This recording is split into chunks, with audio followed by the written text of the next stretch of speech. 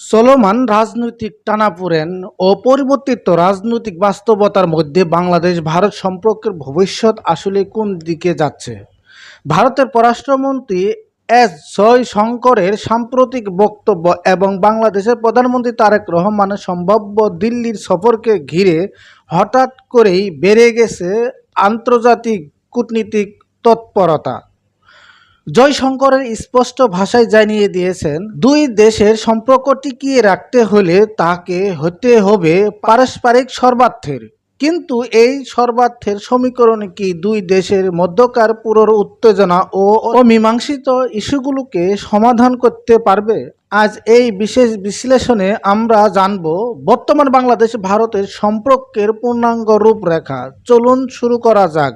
সম্প্রতি নয়াদিল্লিতে অনুষ্ঠিত ইকোনমিক টাইমস ওয়ার্ল্ড লিডার্স ফোরামের মুখোমুখি হয়েছিলেন ভারতের পররাষ্ট্রমন্ত্রী এস জয়শঙ্কর। সেখানে সাংবাদিকদের যখন বাংলাদেশের সঙ্গে ভারতের বর্তমান অবস্থা সম্পর্কে নিয়ে প্রশ্ন তুলেন, তখন তিনি একটি অত্যন্ত গুরুত্ববহ বক্তব্য দেন। জয়শঙ্করের ভাষায়, যে কোনো দ্বিপাক্ষিক সম্পর্কে দীর্ঘমেয়াদকে কার্যকর রাখতে হলে সেটিকে অবশ্যই পারস্পরিক সর্বার্থে পরীক্ষার উত্তীর্ণ হতে হবে।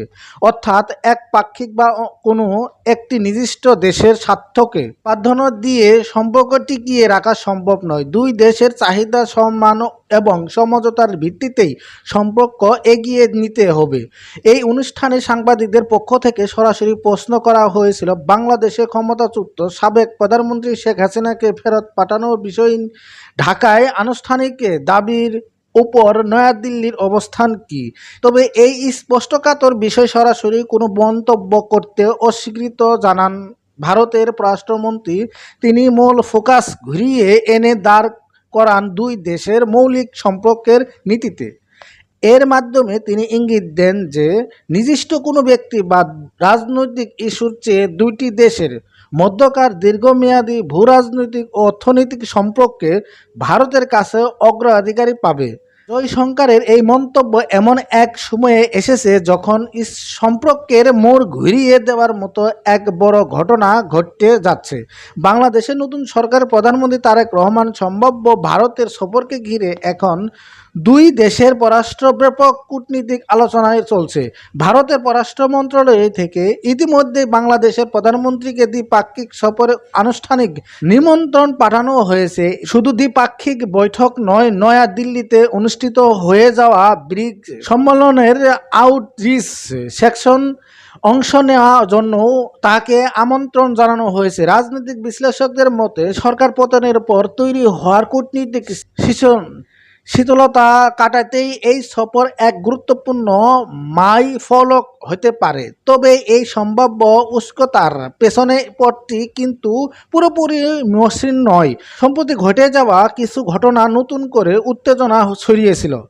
গত 5 আগস্ট নয়াদিল্লি থেকে শেখ হাসিনার একটি ভার্চুয়াল সংবাদ সম্মেলনে বক্তব্য প্রদানকে কেন্দ্র করে ঢাকা তীব্র প্রতিক্রিয়া প্রকাশ করেন। বাংলাদেশের পররাষ্ট্র মন্ত্রণালয় থেকে জানানো হয়, দ্বিপাক্ষিক সম্পর্কে যেন কোনো নেতিবাচক প্রভাব না পড়ে সেই বিষয়ে আগেই সতর্ক করা হয়েছিল। পরিস্থিতি সামাল দিতে ভারতের পক্ষ থেকে সাফ জানানো হয়, উক্ত সংবাদ সম্মেলনের আয়োজনের ভারত সরকারের কোনো ভূমিকা ছিল না এবং শেখ হাসিনার বক্তব্য দায়ভার ভারত নেবে না। একদিকে দীর্ঘদিনের অমীমাংসিত রাজনৈতিক জটিলতা ও টানাপোড়েন, অন্যদিকে ভবিষ্যতের বড় ভূরাজনৈতিক সমঝোতা ও উচ্চ পর্যায়ে দ্বিপাক্ষিক সফর, সব মিলে বাংলাদেশ ভারত সম্পর্কে এখন এক গুরুত্বপূর্ণ ট্রানজিশনাল বা রূপান্তরকালীন সময়ের অবস্থান করছে। ভারত বার্তা স্পষ্ট, সম্পর্ক টিকবে কেবল উভয় পক্ষের সর্বার্থের ভারসাম্য। কিন্তু সেই সর্বার্থের খেলায় নতুন বাংলাদেশ কিভাবে নিজের দাবিগুলো আদায় করে নেয়, সেটাই এখন দেখার বিষয়। আপনার কি মনে হয়, তারেক রহমান সম্ভাব্য ভারত সফর কি দুই দেশের সম্পর্ককে নতুন সমীকরণ আনবে? জয়শঙ্করের পারস্পরিক সর্বার্থের বক্তব্যকে আপনি কি দেখছেন?